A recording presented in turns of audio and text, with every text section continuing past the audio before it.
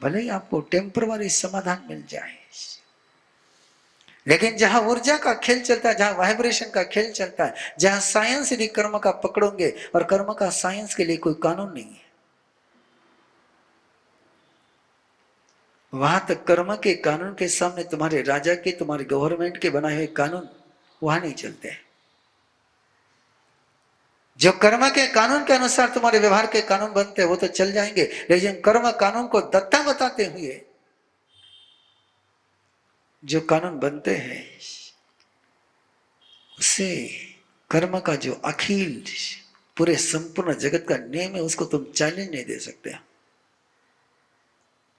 इसलिए अपने ऐश्वर्य को यदि सुरक्षित रखना है, स्वस्थ रखना है, तो चुराया हुआ माल नहीं लेना। और अभी चोरी के तरीके के लोग वस्तु तक नहीं रहे, मामले तो इतने बढ़ चुके, इतने बढ़ चुके, इतने बढ़ चुके हैं कि किसको साहूकार के ना यही प्रश्न पड़ा है। कोई बुक छप जाती है, उस बुक का सारा मटेरियल अपने नाम से छपाने की तैयारी हो जाती है। इनको साहित्य चोर कहते हैं, इनको ज्ञान चोर कहते हैं। ये दूसरे के साहित्य पर डलना डालने वाले पता नहीं ये तात्कालिक नाम के लिए, और शायद उनका नाम, उनकी किताब उनके लिए ही समाधान देती होगी, और किसी को उसका समाधान तो होने का कोई सवाल भी नहीं उठता है। इसलिए चोर का चुराया हुआ और ज्ञान के क्षेत्र में चोरी, इसके बहुत सारे तरीके हैं, जिससे लिया उसका नाम छिपा दिया और इतना ही चलता। अब उधर तो पाश्चात्य जगत में तो ये चोरियां कम हो गई, लेकिन इंडिया में बड़ी आराम से चल जाती है। वहां तक किसी किताब का कोई रेफरेंस तुमने बिना उस किताब के राइटर का नाम लिए बिना डाल दिया तो वहां तो सजा हो जाती है, वहां नहीं चल पाता है। वहां की ट्रांसपेरेंसी बहुत गजब की है, लेकिन यहां तो केवल ऊपर का टाइटल चेंज कर करके तुम पूरी किताब अपने नाम से छपा दो तो कोई पकड़ने वाला नहीं, और क्या पकड़ेंगे। आरंभ गर्भ संस्कार की बुक छप करके आई, और आगरा के जो दिवाकर साहित्य प्रकाशन वाले हैं वो संजय जी मिले और उन्होंने किताब देखी, और पहला सुझाव उन्होंने दिया कि महाराज साहब इसका कॉपीराइट कर लो, इसको पेटेंट ले लो इस किताब का। मैंने कहा किस लिए? ये ज्ञान है, इस पर क्यों अधिकार रखो? बोले महाराज साहब सवाल नहीं, लेकिन ये किताब इतनी सुंदर है कि कोई भी दूसरा संत, कोई भी दूसरी साध्वी इसका मटेरियल लेकर के स्वयं की दुकान शुरू कर सकता है। मैंने कहा करने दो, क्या दिक्कत है? बोले करने दो का सवाल नहीं महाराज साहब, वो 50 लाइन यहां से लेंगे, 10 लाइन दूसरी डालेंगे और मूल बात गायब हो जाएगी। लेकिन फिर भी मैं उधर नहीं बढ़ पाया, क्योंकि मुझे पता है कई बार चर्चा चलती भी तो मैं इनको कहता हूं कि पायरेसी को रुकने का कोई रास्ता नहीं है। साहूकारों को रोका जा सकता है, चोरों को रोकने के लिए कोई ताले आज तक बने नहीं है।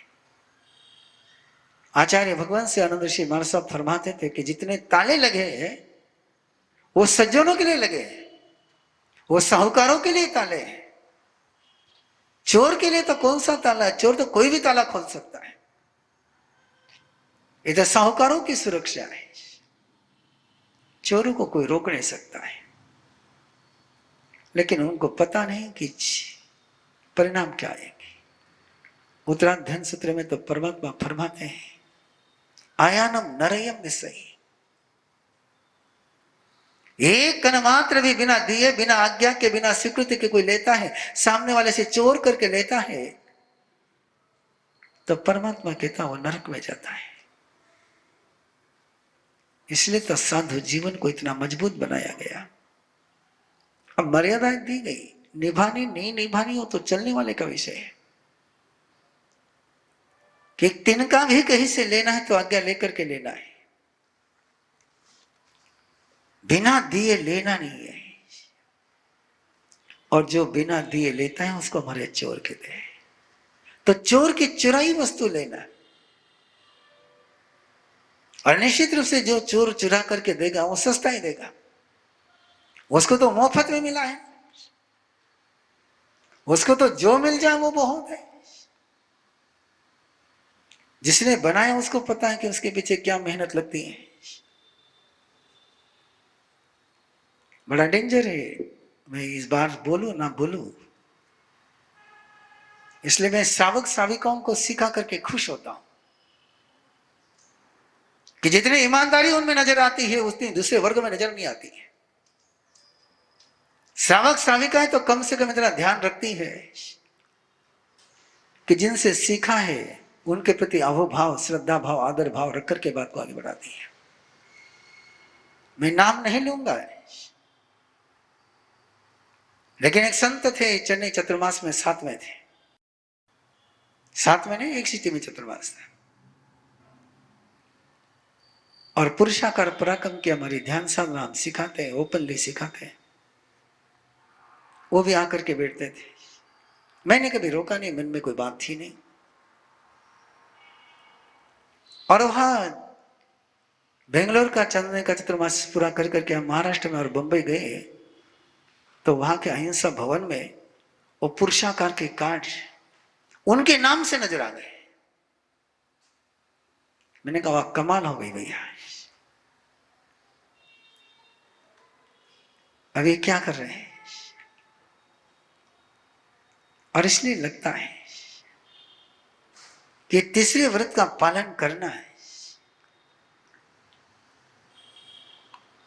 जिन्हें अपना ऐश्वर्य प्यारा होगा, जो साहूकारी का जीवन जीना चाहेंगे वही कर पाएंगे। और ध्यान में रखना है, इंटरनेशनल नेम दे रहा हूं तुम्हारे सामने, दाऊद कितना भी पैसा कमा ले लेकिन रहना उसको छिप करके ही पड़ता है। निरंतर एक भय के छाया में ही जीना पड़ता है। चोर कभी गर्दन सीधी कर करके चल नहीं सकता है, उसका अंतर मन तो उसको खाता ही रहेगा। इसलिए उसके सारे वाइब्रेशन, उसकी सारी गति अवरुद्ध हो जाती है, उसकी प्रोग्रेस अवरुद्ध हो जाती है। मैं कई लोगों को देखता हूं, बहुत पढ़ा है, बहुत पढ़ा है, बहुत पढ़ा है, बहुत पढ़ा है, लेकिन ब्लूसम नहीं होता है, बाहर नहीं आती है, खिलता नहीं है, विकसित नहीं होता है, फैलता नहीं है। चोर कितना ही चोरी करेगा तो फैल कैसे पाएगा, वो शान से जी नहीं सकता है। तो चोर की चुराई वस्तु लेना है, ये तीसरे व्रत का पहला अत्याचार है। दूसरा अत्याचार, चोर को चोरी करने में मदद करना, चोर को सहायता देना। जो कानून का भंग करते हैं, जो मर्यादा का भंग करते हैं, उनको मदद करना। कुछ लोग अपने गुरु से द्रोह कर करके अलग निकले, अलग संघ उन्होंने बना लिया। मेरा उनसे व्यक्तिगत कोई विरोध नहीं था, लेकिन किशनलाल साहब कोठारी बेंगलोर वाले उनको सपोर्ट कर रहे थे, और मैंने उनको सीधा कहा, यदि तुम्हारी बहू, तुम्हारा बेटा तुम्हारे खिलाफ जाकर के नया घर बसाए, उसको कोई सपोर्ट करे, तुम्हें कैसा लगेगा? तुम घर फोड़ने वाले को समर्थन दे रहे हो, घर भेदियों को समर्थन दे रहे हो,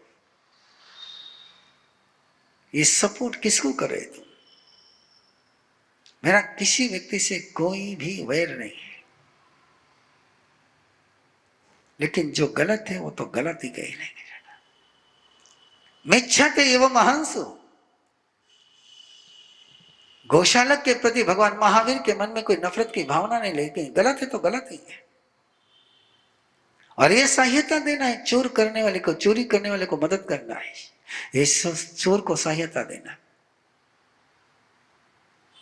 और देखिए पूरा अपना भारतीय राजतंत्र, लोकशाही तंत्र देखिए ना, गुंडा तंत्र में रूपांतरित हो चुका है। आज बाहुबल और धन बल के बल पर लोकशाही चलती है। हर नेता गुंडों को पाल के रखता है और उनको संरक्षण देता है, और उनको संरक्षण देकर के सारी राजनीति जब चले तो गुंडा नीति हो जाएगी। तो ये सबको दिखता हुआ एक सत्य है। ये चोर को सहायता देना है, एक कानून का भंग करने वाले को संरक्षण देना है। और इसलिए आप देख सकते हो, खुले आंखों से देखते हैं लेकिन बोल नहीं पाते हैं। और कई बार लोगों को लगता है, कई बार मुझे कहते हैं कि मारा साहब आप क्यों बोलते हो, आपको डर? मैंने कहा मुझे क्यों डर लगेगा, और मैं डरूंगा तो फिर निडरता से बोलेगा कौन? एक संत भी डर करके जिएगा तो निर्भय कौन बनेगा? इसलिए ये बड़ा तीखा सत्य है कि जो चोर को सहायता देते हैं, और जो चोर को सहायता देते हैं वो चोर से भी बड़े शातिर चोर होते हैं। कि चोर तो अकेला होता है लेकिन सहायता वो कई लोगों को दे देता है। वो कोई एक चोर को सहायता नहीं देता है, वो कईयों को, कई चोरों को संभाल करके रखता, कई गुंडों को संभाल कर रखता है। और यही चल रहा है। और सब जानबूझ करके हम चुप रह जाते हैं। लेकिन ध्यान में रखना, ये चुप बड़ा खतरनाक है, चुप्पी बड़ी खतरनाक है।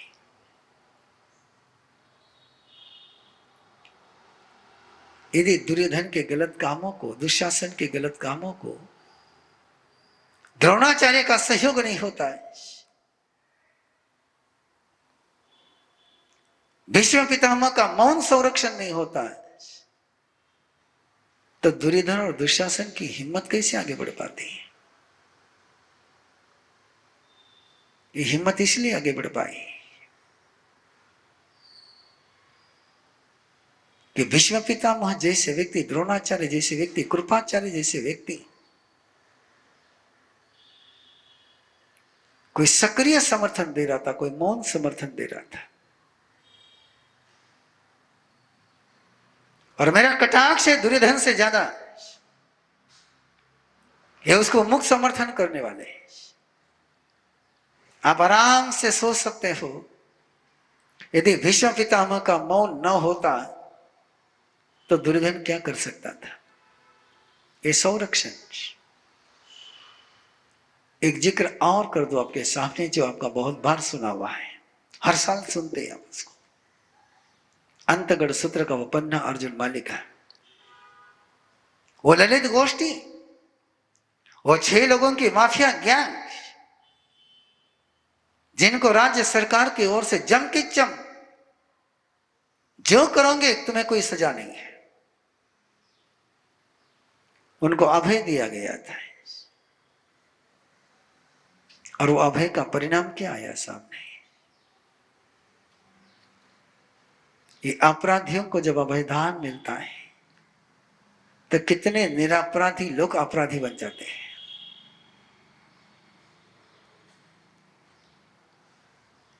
वो ललित गोष्ठी को इसीलिए तो हिम्मत हो पाई, उनको पता था हम कुछ भी करें, कोई कानून का डर नहीं है, कानून के ओर से अभय है उनको, जम किचम तम सच्चम, जो किया मैंने, जो करना था सो कर लिया। याद रखना है, ये डरपोक्ति काम में नहीं आएगी। दुनिया के सामने तो चल जाएंगे लेकिन कर्म और धर्म के सामने नहीं चल जाएंगे। साहित्य की भाषा में कहते हैं कि कर्म की तलवार जब चलती है तो बिना आवाज किए, बिना खून बहाए मौत के मुंह में पहुंचा देती है। कर्म की तलवार की आवाज नहीं होती है, वो जब चलती है तब कोई बचाने वाला मिलेगा नहीं। कोई होगा तुम्हारा पिछले जन्म का पुण्य जो तुम्हारा पाप छिपा चला जा रहा है। लेकिन इस तरीके से यदि तुम पुण्य का महसूस करते चले जाओगे तो एक न एक दिन तो घड़ा भरना ही भरना है। पाप का घड़ा भरना ही भरना है। इतिहास के पुराण के चाहे जो पन्ने उठा करके देख लो, एक भी ऐसा पापी तुम्हें नजर नहीं आएगा कि जिसका घड़ा फूटा नहीं हो, भरा ना हो। इस लोक में फूटेगा, परलोक में फूटेगा, लेकिन फूटेगा ये पक्का है। इसलिए तीसरे व्रत की आराधना के इस रास्ते पर चलते समय पूरा ध्यान में रखना। चोर की चुराई वस्तु ली हो, चोर को सहायता दी हो, और बीच में के दो अभी छोड़ रहा हूं मैं, एक ले लाओगे। और कूड़ा तोल माप किया, लेने के लिए कोई पैरामीटर अलग है, देने के लिए कोई पैरामीटर अलग है। अपने लिए कुछ कानून अलग है, दूसरे के लिए कुछ कानून अलग है। मैंने किया तो परिस्थिति से किया, दूसरे ने किया तो मनस्थिति से किया। वाह, ये पार्शलिटी, ये स्वयं को स्पेशल जोन, इसको कहते कूड़ा तोल, कूड़ा माप किया। वस्तु में भेल संभेल कर दिया, राज्य विरुद्ध काम किया। और देख लीजिए, अपने पूरे जीवन को देख लीजिए, घर का सौख्य, घर का ऐश्वर्य, घर का प्रेम का ऐश्वर्य, घर की आत्मीयता को कैसे ग्रहण लग जाता है।